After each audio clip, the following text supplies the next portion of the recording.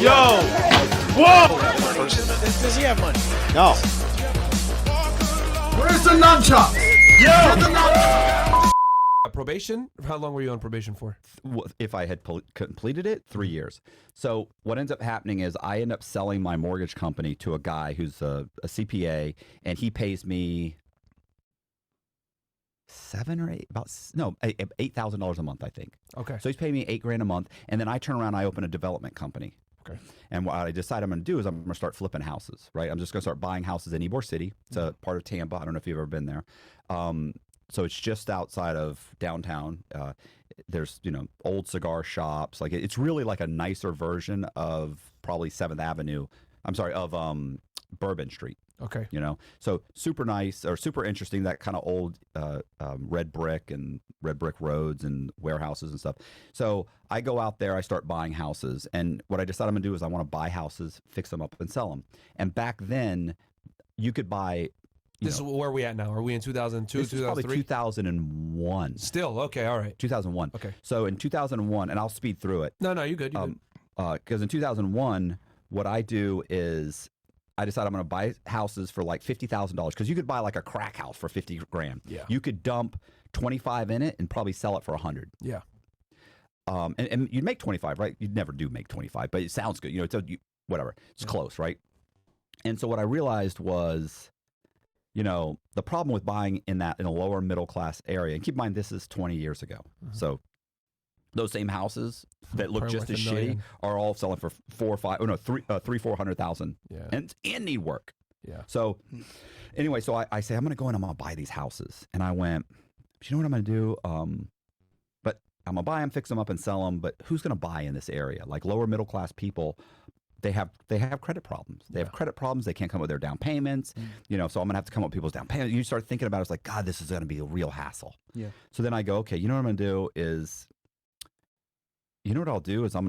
I'll buy those houses, and you don't make any money. Like to deal with that, you don't make any money. So I was like, how can I get these houses to appraise higher than the $100,000 they're worth? And so I happened to be dating a chick from a title company, and I go and I explain my situation to her, and I say, I want these things to appraise at like $200,000. And she goes, well, if you pay the extra doc stamps on the deed, then the sale will show up higher. And I went, okay, so for instance, right now if you buy a house for $100,000, you pay $700 in doc stamps. Now, if you buy for $100,000, you go to record the sale in public records. What if you give them $1,400? It automatically shows up as a $200,000 sale. So I'm buying these properties for $50,000, let's say. So $50,000 property, I'm spending $350 in doc stamps, right? So if you just go ahead and give them an extra $1,050, now the sale's going to show up at $200,000. That's a crack house. It's horrible, right? Holy shit. So I thought, that's great. That's what I'll do.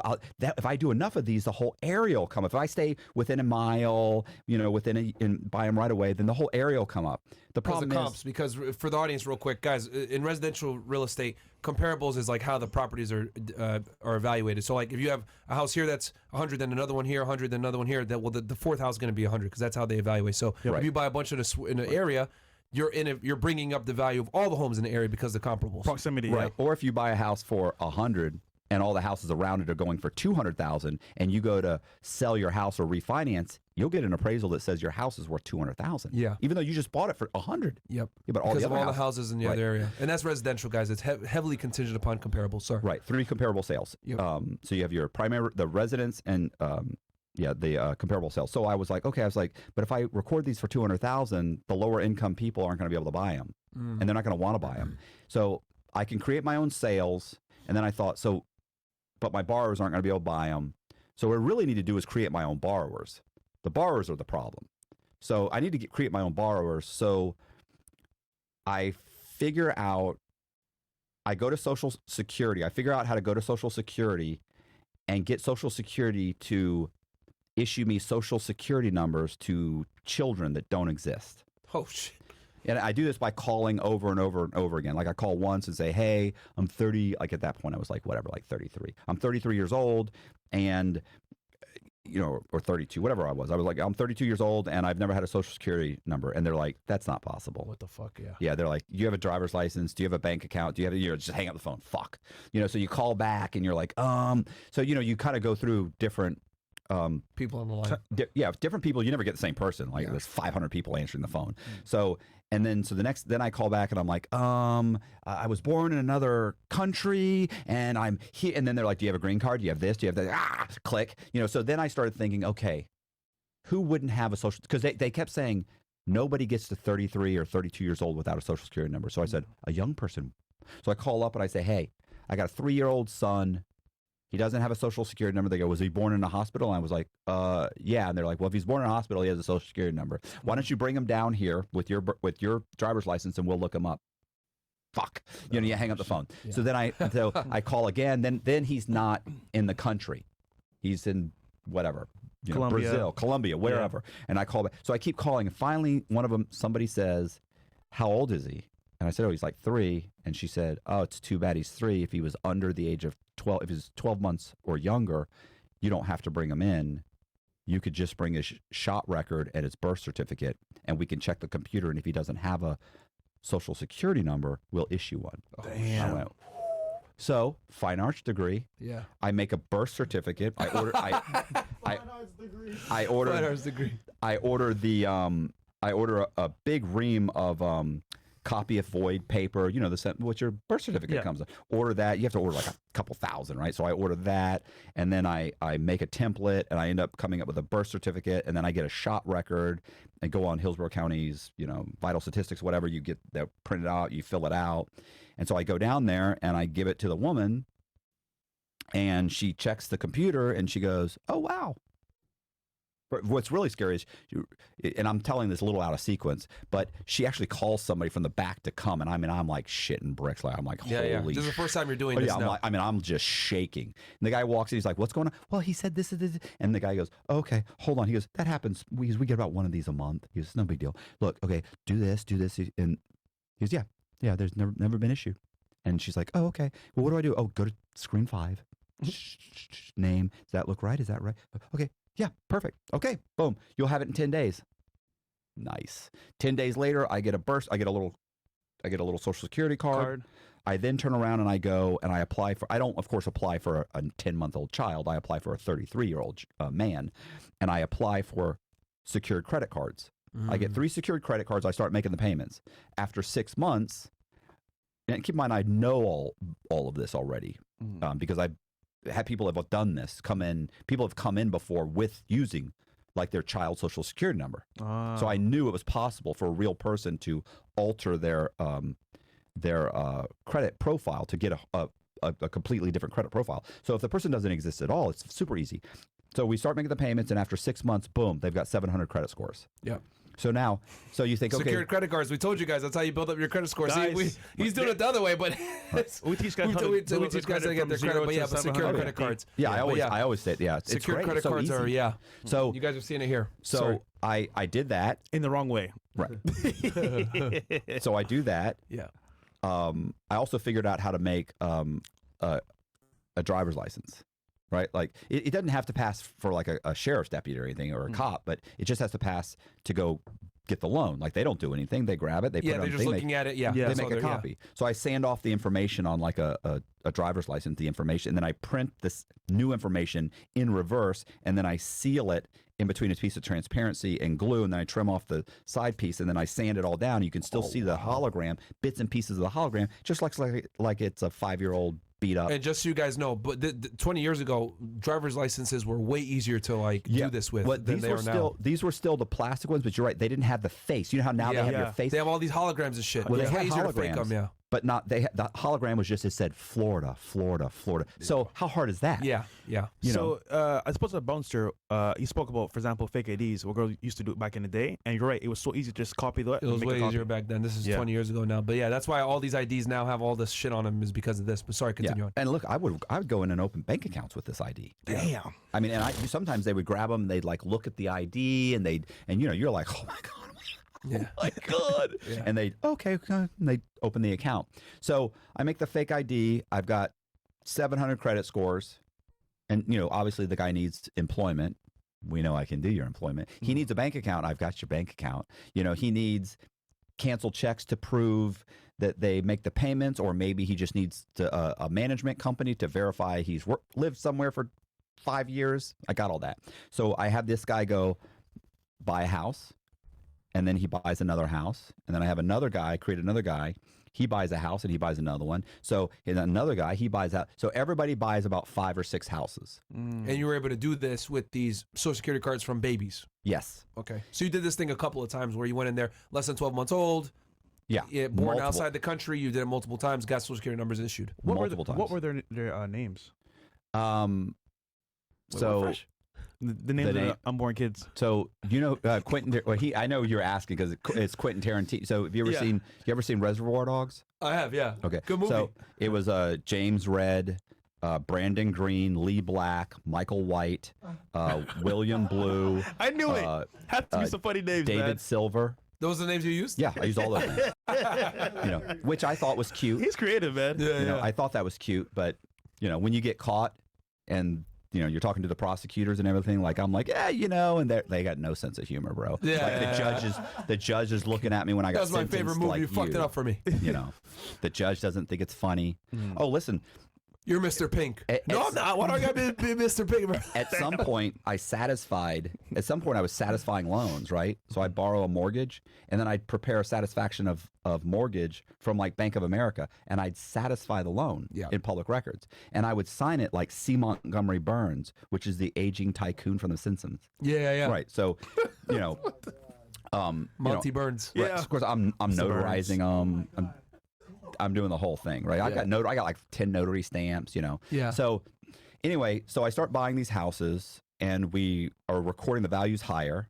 So they're going for 200, 250. It got up higher and higher. So I now, James Red buys a house and then refinances it at 200,000. He borrows maybe 180,000, right? He gets like maybe a 90% loan, which is like 180 on 200,000. And then, so I bought it for 50. I put maybe 10 into it because I don't have So to. you own them outright?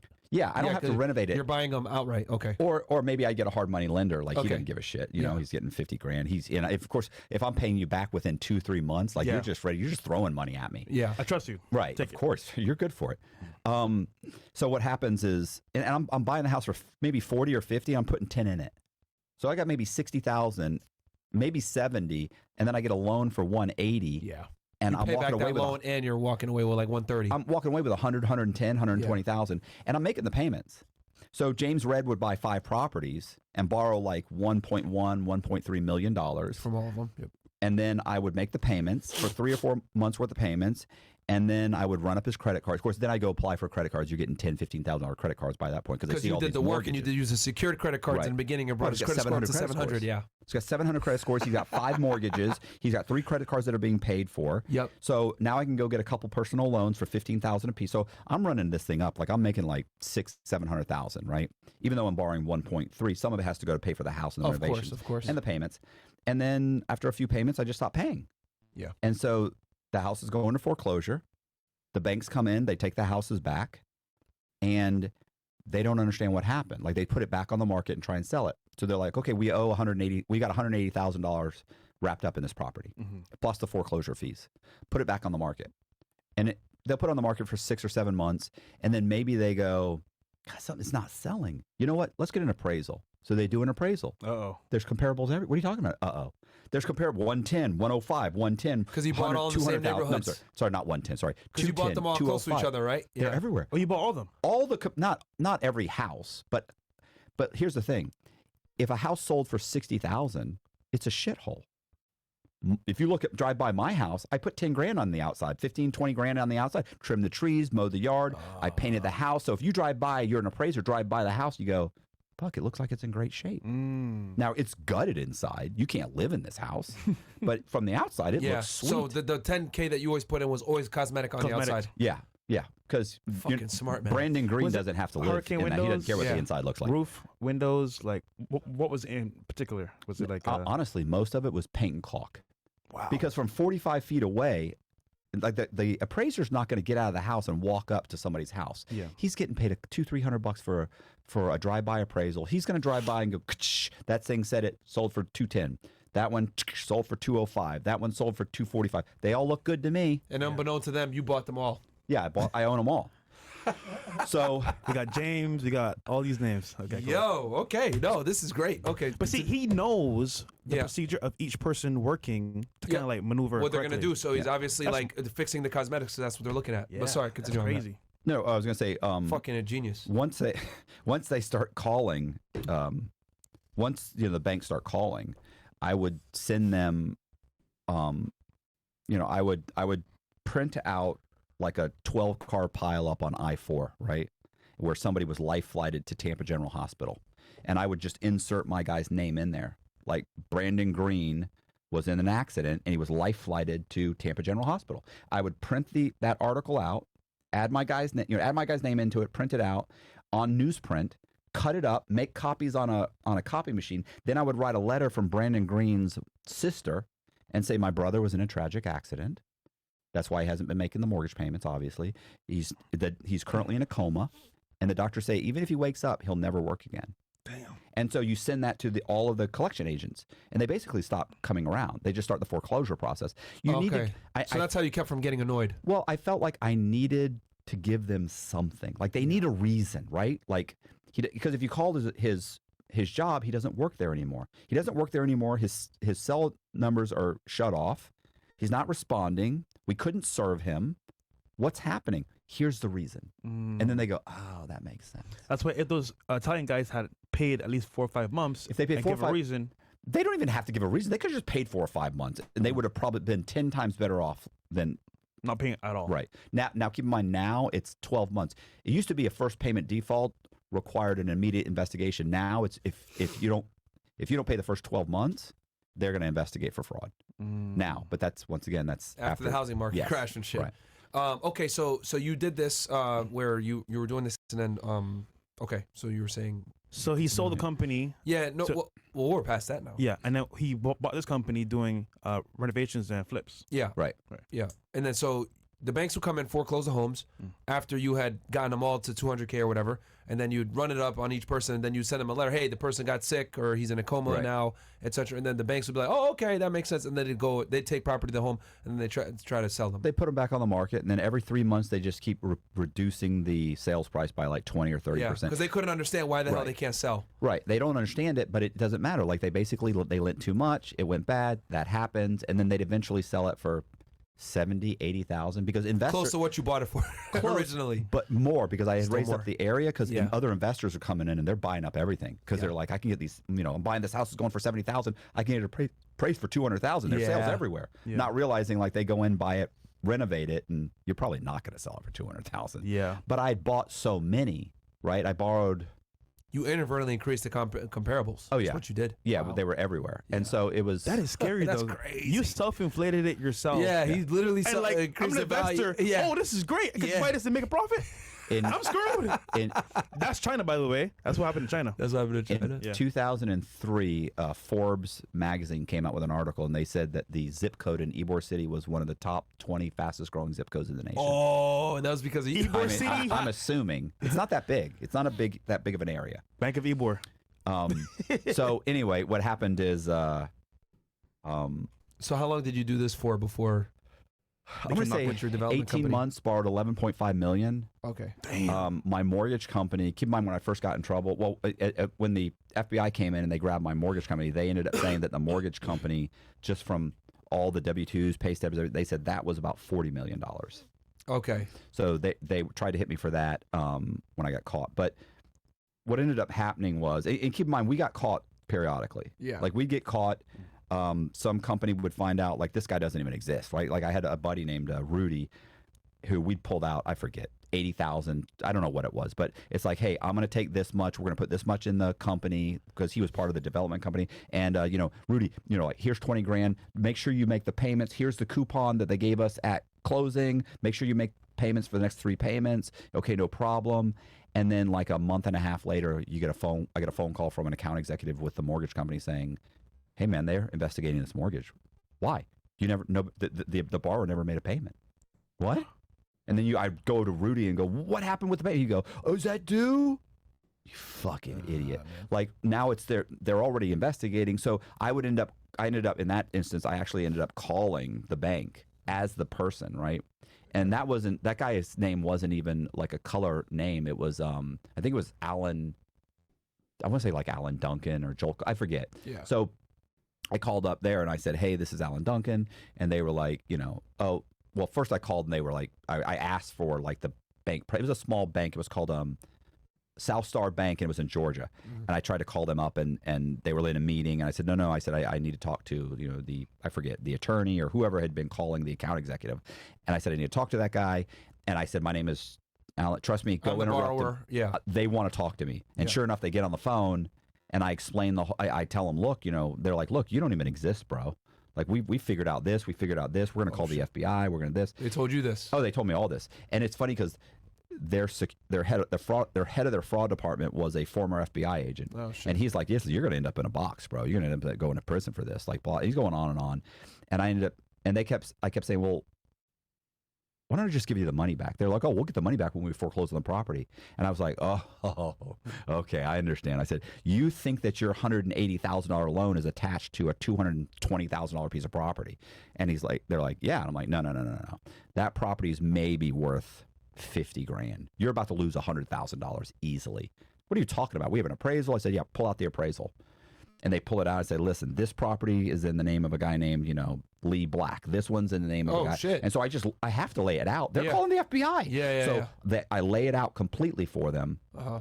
And then I said, now you can call the FBI or you can get your money back, but you can't do both. Yeah. And they're like, I'm like, you're going to foreclose on this thing. You're going to lose over $100,000. And so they're like, hold on a second. They put me on hold. They come back and they go, do you still have the money? And I was like, yeah, I got the money. They were like, look, just give us the money back, and we're good. We'll foreclose. Send us this much money back. We'll take the property back, or whatever that's we agreed on. And I got rid of the mortgage. I kept the property. So I go and I go to the bank. It's funny because they kept saying, well, we'll track you down. We'll get the money. And I was like, you're not going to track me down. That money went into different accounts, all in fake identities. It's all been removed. You're never seeing any money. When actually I remember thinking a big part of that money went directly into my account. And I'm just bluffing. Yeah. And they were like, just, okay, give us the money back. We're not going to contact the FBI. And they certainly could have, but they never did. Yeah. And that happens a few times. Yeah. So you made a deal with them. Yeah. So, and look, Well, it's a headache on their end. yeah, first of all, nobody wants to call the FBI. They don't want the FBI coming in, looking at their files, looking at you don't know how far this goes. Are there other files? They don't want to have to turn around and tell their investors, listen, we've actually just made 45 loans to people that don't exist. They don't know where this goes. So we just want that money back. Everything else seems to be performing. They're just trying to hold it together. So we go and we get the cashier's check, and we send them a cashier's check, and I end up taking that property. I refinance it again, or I think we sold it to somebody or refinance it. We get even some money back, but So whatever. you pay the lenders back the full amount of the house. Yeah. Well, Okay. the full amount of their mortgage. Of Yeah. their mortgage. Okay. So I mean, and that happened several times. Okay. That happened one time. I got called where I had a guy. I'll tell you, how close are we? What are we doing? Like, no, you go, bro. Go ahead. Are you? Keep going. You want to take a quick break? No, I don't want to. Bro, No, I'll talk he's for telling the 6 stories. He's I telling the did. story. Word from our sponsor? Yeah, we can do a quick word from our sponsor. Yeah, no, we're good, bro, because we're gonna do our new show around in an hour and a half. Yeah, we so got don't time. sweat it. We Okay. got time, bro. We got time. And I think this is important for people. But real quick, no, okay, we'll keep going with the story. We'll read Okay. that after. So go ahead. I'll tell you real quick. One time, and this is a scumbag move. Okay, so I know it's a scumbag move. Okay, so all right? okay. So He admits it. So one time I get called by a broker, and she's like, listen, so what I've been doing was just going in and getting the files and signing them myself. Okay. So if if Lee Black needs to show up, he doesn't even show up. I just go in and say, hey, I'm going to bring Lee Black the file. Okay. And so the closer, right? He's a closer attorney or a closing agent. They know me. Right, because I own the mortgage company. We're closing the mortgage. Like, they don't know that I'm on federal probation. They don't know any of this. Yeah. So they just know me as this guy that works with this company. And sells and flips a bunch of properties. So if I come in and say, "Hey, I'm going to bring it to them," they go, "Okay." Now they're not supposed to. They're supposed to witness all the signatures Yeah, of and course. stamp it. Yeah. But they're making money. They know me, Matt. Just do me a favor. Give me a copy of his driver's license. No problem. I got you. So I go. I make a copy of the driver's license. The driver's license, and then I put it in there. I sign all the documents. I come back. They notarize them. They cut me the checks. I leave. Well, at one point, we'd done like 2 or 3 loans with this in the name of James Red, and so, and somebody, I told you, everybody knew what I was doing. Not everybody, but there's 15, 20 people that either are. There's probably 10 or 12 people that are directly involved, and a few other people that kind of know what's going on, or they're figuring it out. Yeah. Somebody had contacted the owner, her name was Mary, contacted Mary and told her, this guy doesn't exist. James Red doesn't exist, and you've already closed a couple loans with him. So she calls the account executive, she calls the mortgage broker who's doing the loan and says, this guy has to show up or we're not closing the loan. So she calls me and says, Matt, Mary said James Red has to show up. And I went, okay. I said, well, then he'll have to show up. And she's like, how's that going to happen? And I was like, well, I'm going to work on it. We'll see. So I end up calling a guy named, I didn't mention this earlier. When I make these fake IDs, I would, to close the loans in, I would always pick somebody that I knew that had been arrested. Okay. Because I thought, if I ever need to get somebody, what if I do need somebody to show up? I need to be able to go to that. So sometimes it's somebody who's renting from me. Sometimes it's a broker. Sometimes in this case, it was a guy named Eric Tamargo. And I'm going to say Eric Tamargo because I talked to Eric, and Eric's a great guy, and he's heard me say this story. Okay. And he admits it's fucked up. So what ends up happening is Eric was a guy who's cleaning yards. Like, he's trimming trees for me on these properties. He's painting houses. He's doing all kinds of stuff. Okay. Right. And so I call him and I say, hey, man, can you come in the office? He goes, sure, no problem. I go, what's up? And I said, hey, listen, I said, all these houses that we're doing? I said, yeah. I said, let me explain what I'm doing. And I explain it to him. And he's like, holy shit. He's, that's fucking amazing. And I went, right. I said, here's the problem. I've been signing, and I explained that Mary wants James Red to show up. And he goes, fuck. He's like, what are you going to do? And I went, well, you're James. I said, I was thinking you would go in and sign. He goes, what are you talking about? He's like, that's nuts. He goes, well, first of all, he said, you said you've been using like mugshots of people. He said, she's going to know it's not me. She's got a copy of the guy's driver's license. I went, that's the thing. I said, it is. I used your mugshot from when you beat up your wife about 5 years ago, your domestic violence one. And he goes, and listen, he jumps up. He's like, you motherfucker. Eric would beat the brakes off me. I mean, like a small child. Like he boxes. He's, and he'd already done like 3 years in prison. Yeah. So he jumps up and I'm like, whoa, wait a minute, Eric. I said, listen, the only reason I used your name was because I knew if it came to this, you were the only person, or only reason I used your photo was I knew if it came to this, you were the only person that I knew that would have the balls to pull this off. And he goes, nice. That's a good way to say it. He looked at me and said, You're right. Yeah. And I just thought, you can't believe you're believing this. But so I take his driver's license. Well, first he said, listen, he said, I'm not doing this for nothing. I get in a lot of trouble. Yeah. I said, no, you could. You're right. I said, you're making a lot of money on that. I said, well, a lot of that money's going back in the property. Yeah, but still, you're doing good. I said, yeah. He said, I said, well, what do you want, bro? And I remember thinking, if he asked for more than like 10 or 15 grand, I'm just going to change title companies and go do it myself. Yeah. Like, I'd never shown up to do any of these. And he sat there and he goes, Give me 10K, bro. He goes, I want $500. What? And I literally went, are you serious? $500? I go, it's 30 minutes, 20 minutes work. It's 3 minutes. You have to sign some documents. $500? And he goes, hey, bro, I could get in a lot of trouble. And I was like, you don't have anybody else? I said, yeah, all right, you know what? That's fine, but you got to sign before I pay you. And he's like, no, I know you're good for it. I got you. So I take his driver's license, I sand off the stuff, I make the fake ID. We go to the title company. It's a few days later. Yeah. We go to the title company. We walk in. Mary comes walking out into the lobby and looks at me and she goes, Mr. Cox, I don't know what you're doing here. She goes, I told Kelly, the broker, if James Red doesn't show up, I'm not doing the loan. Eric stands up on cue and says, I'm James Red. And she goes, hold on a second. runs in the back, grabs the file, comes out, opens it up with a copy of the old driver's license, Yeah. looks at it and goes, I'm so sorry, Mr. Red. Yeah, I'll go ahead. I'll get I have the closing statement. I'll get the disclosures. Like, do you want something to drink? Sits him down. He signs, but when he's signing, keep in mind, it's not like one big check is coming out for like 90 grand or 110,000, right? Like it's a check, like 30,000 is going to a contractor, 10,000's here, 40,000 is going to pay off a second mortgage that doesn't exist. Like they're going all over the place. And so he sees these checks. She's like, who do I send the $45,000 for? I said, I'll give that to the guy. I got it. Oh, what about the 10,000? Oh, I got that, Mary. I'll take care. I got all these. I'll put these in. And he's like, Oh shit. motherfucker. So he signs everything. We go out there. I gave him $500. We go out and get in the car. Here's $500. He's like, yeah, bro. He's like, that was a lot of money. I need You more. guys made a lot of money. I need more, bro. I'm like, hey man, no, a lot of it goes right back into the property. I got to make the payments. We had, the renovations we're doing. You're not cheap, Eric. You charge me a ton of money. Yeah. And he's like, yeah, still though, bro. He's like, well, okay, that's cool, whatever. So a week later, we have another closing with Mary, with James Red. Yeah. I call up Eric. Eric, I get another closing. He goes, oh man. He goes, I mean, I'll do it, bro, but I ain't doing it for $500. I'll tell you right now. And I'm like, fuck. And I'm thinking, if he asks for fucking more than 10 or 15, I'm just going to do it myself. And I go, well, what do you want, Eric? And he goes, 1,000? I want $1,000.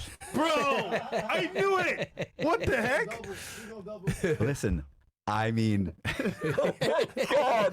Listen, Yo. you want to know the worst thing about this? So at some point, I take off on the run for like 3 years, right? They go to Eric.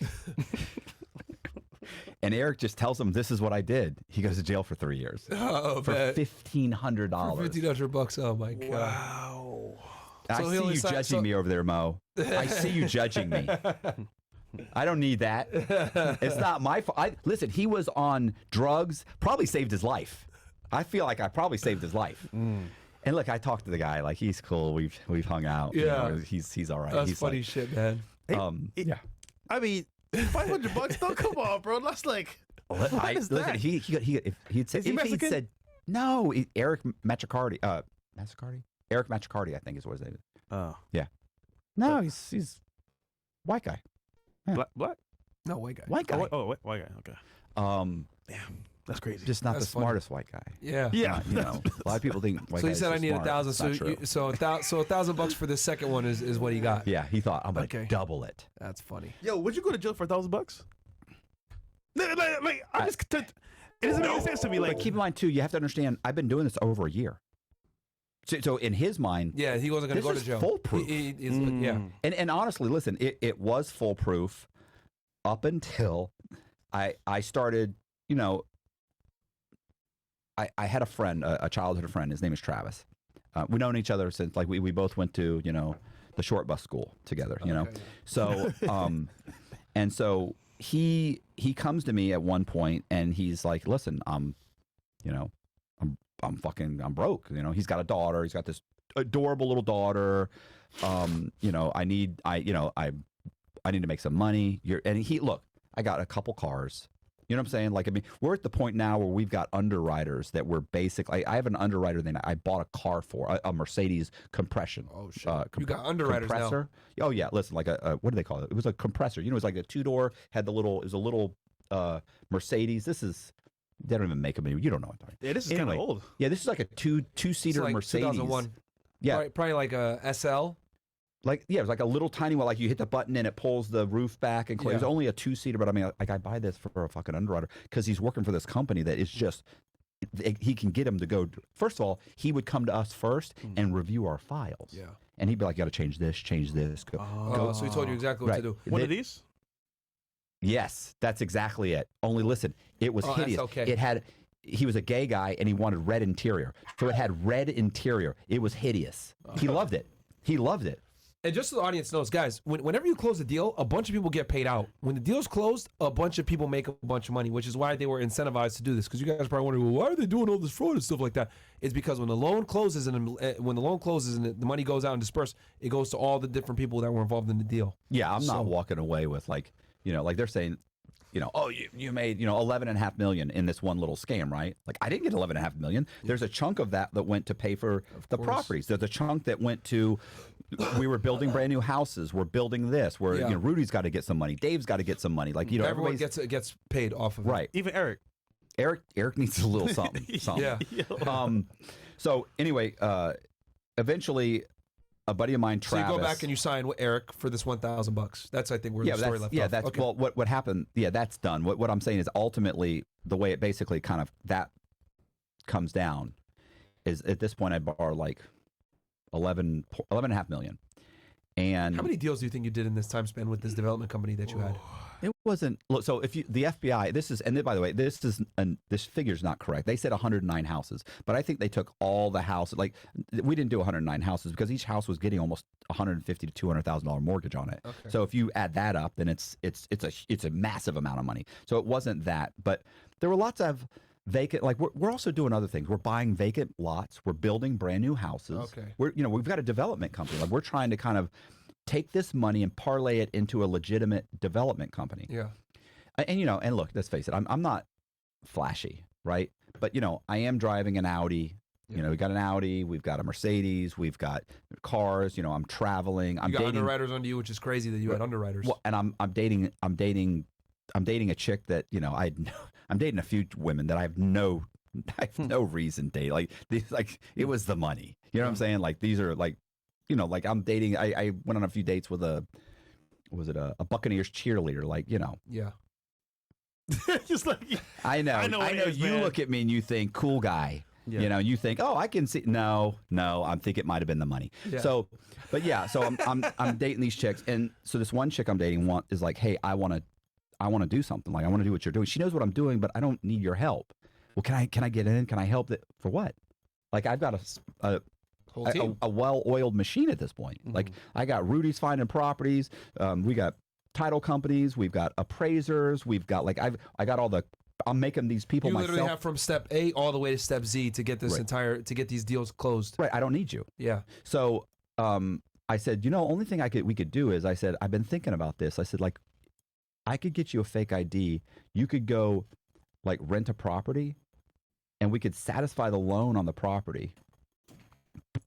Transfer the title into your name, and then refinance that property 3 or 4 times right away. So we could borrow maybe $1 million on it. Then we'll make the payments on it for a few months, and we'll continue to pull out the money, and then we'll just leave. Like, well, once we get all the money out of the banks, we'll take off. And she's like, how much would I make? I'm like $500,000. And she's like, holy shit.